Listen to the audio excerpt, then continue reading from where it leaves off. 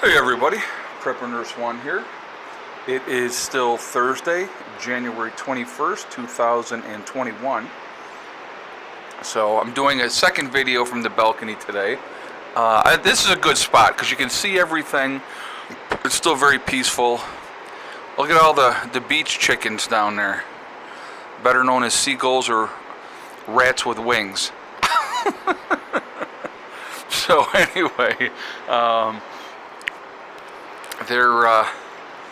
figured I'd do another video up here. I wanted to talk about, in this video, networking, the importance of networking. I had a lot of people make the comment, I can't believe you went on vacation with everything that is going on, and doing that, at this time with everything happening. Well, like I said, first of all, I wasn't even thinking about the inauguration ahead of time when I reserved the reservation back in November. I wasn't thinking about that part of it at all, okay? But I have options. If something happened while we were down here, I don't have to go home right off the bat if I couldn't. Let's say we couldn't get home. I have options along the way of places that I could go to, people that I know, because I have networked. Putting myself out on YouTube obviously gives me an advantage as far as networking goes because I come in contact with quite a few people. So that's helpful in that aspect, okay? But if something had gone down, there was places that I could have gone to that I wouldn't have had to worry about trying to get back home 750 miles right away. Now, eventually, obviously, my goal would be to get back home. But, if I had to make some stops along the way to rest, recoup, and those type of things, we would have been able to do that. But, you have to look at, planning is everything.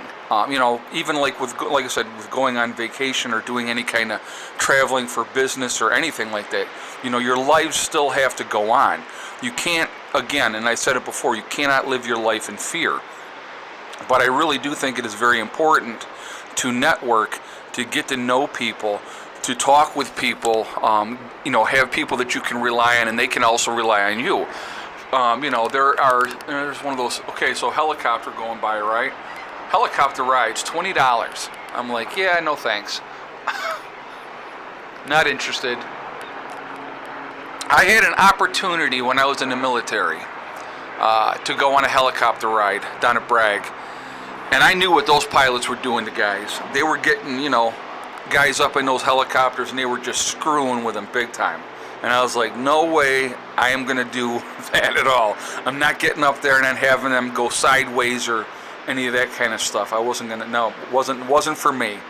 Now, I've jumped out of airplanes. I have no problem doing that whatsoever. But not really interested in helicopter rides.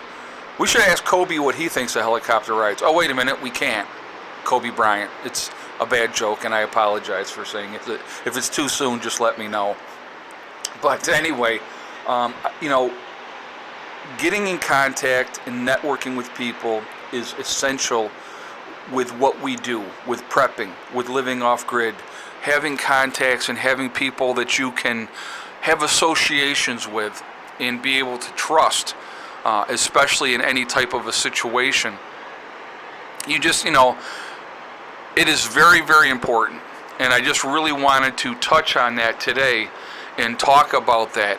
So how do you connect? How do you, figure, people to meet and how to do that? Well, one of those ways, obviously, and this was not to plug my website, but on my website we do have the Prepper Nurse One community, which is a resource that is set up there for free for you guys to connect with like-minded people. I think it's a good way to find people in your state or find people in your country that you may or may not want to work with. I mean, it's like if you contact somebody and it doesn't feel right, then obviously you should not do it. But when we had another way, okay, that I think is a good way to get together with like-minded people. We did, now obviously we didn't do it last year because of COVID, but the year before we did the Prepper Get Together. And there was a couple of ladies that were there that were from New York that had sat down and were talking, and they didn't realize they lived within 10 miles away from each other. both preppers, had no idea about each other until the prepper get-together.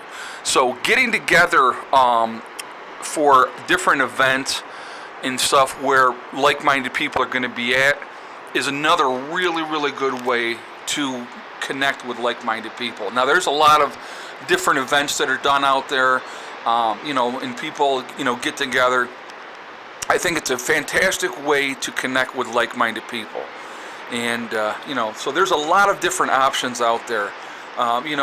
Putting ads in papers if you had to. You don't have to give a whole ton of information about yourself, but you can say looking for like-minded, people that are into prepping and stuff like that. You meet them out in public someplace where it's safe for both of you. Sit down, have a conversation, have a cup of coffee, talk, and go from there. And again, everybody you meet, you're not going to click with. I mean, that's just a fact. It is so neat with all those birds like that, though. It's kind of neat to just look at that. But you're not always going to, connect with everybody. But if you do nothing, and this is what I want people to think about, okay? Because I think that this is important as well. If you're a prepper and you're thinking, okay, I'm just going to do this solo, I'm going to be by myself and my family directly, and that's it, okay? So it's you, your wife, and your kids. You haven't let anybody else into your inner circle, you haven't talked to people about it, and then something happens. Well, at some point, you're going to have things that you need. At some point, somebody's going to get sick, somebody's going to get hurt, somebody's not going to be able to do the things that they need to do. At some point, you may be confronted with a larger group of people that want what you have, okay? If you have made connections and networked with people and have formed a group, even a loose affiliation with people that have agreed to work together in a post-event, that's going to also be hugely advantageous for all of us.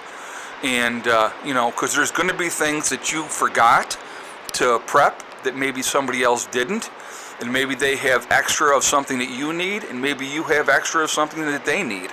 And I think that's, like I said, that's one way that I think it's really good. And again, making those connections now before an event happens, you build up that trust, you build up that camaraderie, that brother and sisterhood, so that you realize when that time comes, you know what, I can rely, and I'll give you a great example for me.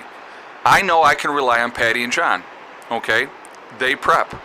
If they need me, they know that they can rely on me. We have built that relationship up. And how did we meet? We met through YouTube. That's how we met. They realized that they were pretty close to where I was. They contacted me. I met them out. And, we sat down and we talked. I think I actually went to their place the first time. I think that's what happened. I went to their place.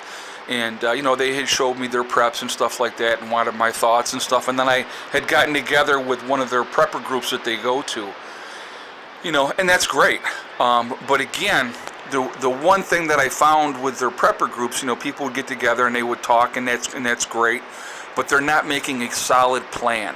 And if you don't have a solid plan to work together in a post-event, that doesn't help. Now, yeah, you may know each other, and that's great, and you've met each other at the meetings, but when it is a worst case type of scenario, people act differently. They're going to act differently. So again, I think it's really important to build up that brotherhood and sisterhood ahead of time. And if you can do that, if you see, if I saw Patty and John coming walking down my road and they were both armed, I know they're not a threat to me. I absolutely know that because I trust them. And I know that they maybe need help or whatever the case may be. And, they would be welcomed with open arms. And, that's important. Now, they have a great network of family and stuff like that where they're at. And again, in a post-event, we would all be trying to work together anyway. Because, again, it's better for us all if we can rely on each other and trust each other and those type of things. So... But that's just something to think about, and I want people to really think about that. I think with everything that has gone on, I don't think things are going to get better. I think things are going to get worse. And I think it's important that we build those, relationships and build that trust. Find people that we know that, hey, you know what, when the time comes, I want them here and I want them to help me. I'm going to tell you what, I've met several people, in my neighborhood alone that I've talked with, and they know if something goes down that they're going to come to me.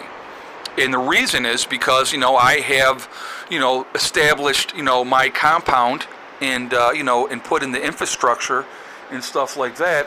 And they know that we need to work together. And I think that's the one thing that a lot of people really don't realize, the importance of a unit and the importance of a larger group of people for your own safety.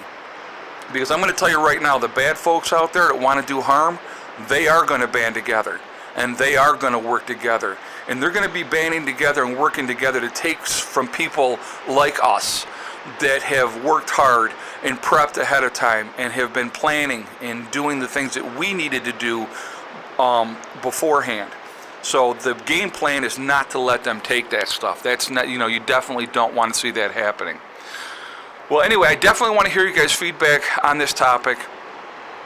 Definitely, think about it. If you're not sure, think about it, process it, really contemplate on what you should be doing and how smart it is trying to do things solo. Long term, you're not going to survive doing things solo. Somebody's going to get hurt, somebody's going to get sick, and then you're in big trouble. So if you have a group and somebody gets sick or somebody gets hurt, you can rely and you can absorb that. You can say, hey, you know what, Joe's down, he's going to be out for a couple of weeks, that's okay. We're going to let him heal up and have that time that he needs to get better. Those are things that are important as well.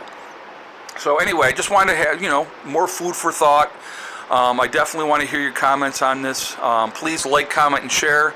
And if you're not subscribed to the channel, I would ask you to subscribe. Make sure you hit that bell icon to get all notifications as well. Also, guys, remember, we are all in this together. At the end of the day, we are one great big family, and we really need to be working together to try to help each other and to make our lives better. Also, remember to hug and kiss the ones you love. Tell them every single day, tomorrow is not guaranteed. We never know what's going to happen in life, so it's really important we tell the people that we care about every single day how we feel. Also remember STD, step, thing, and day. It's one step at a time, one thing at a time, and one day at a time. Whatever you're trying to do, whatever you are trying to accomplish, you can do it. The only person that can stop you from reaching those goals is you. Nobody else can stop you. You stay positive, stay away from negative people that want to bring you down and tell you what you cannot do. You can accomplish anything. And again, the only person that's going to stop you from reaching those goals is you. Don't have wishes, have goals. Set goals.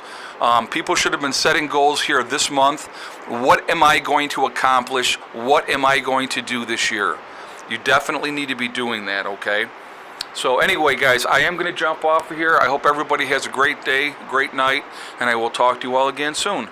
Prepper Nurse 1, out for now.